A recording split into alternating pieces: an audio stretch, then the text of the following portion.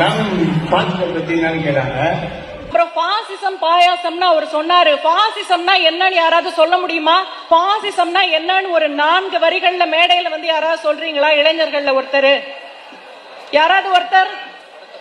பாசிசம்னா அதாவது ஒரு ஸ்டேட் எடுத்துக்கோங்க, ஒரு ஸ்டேட்ல ஒருத்தர் தான் ஆட்சி பண்ண முடியும். ஆனா அந்த ஆட்சி பண்றது கூட யாரு வேணா வந்து சேர்ந்துதான், ஆனா அவர் ஒருத்தர் தான் ஆட்சி பண்ண முடியும். அதுதான்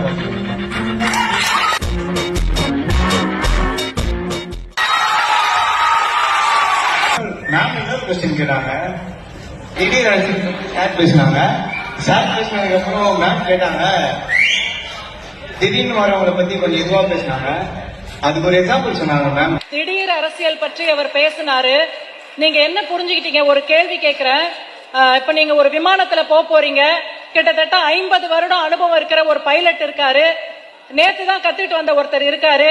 யார் ஓட்டுனா நீங்க போவீங்க?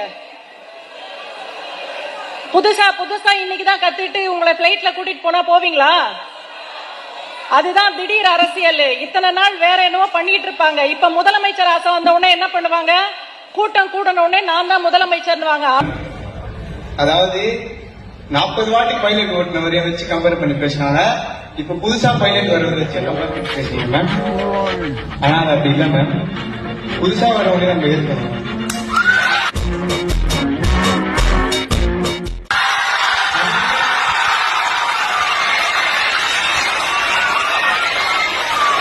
பழசா உணவர் மட்டும் தான் ஓடணும்னா அது அப்ப அவங்களுக்கு மரியாதை இல்லை மேம். அதுதான்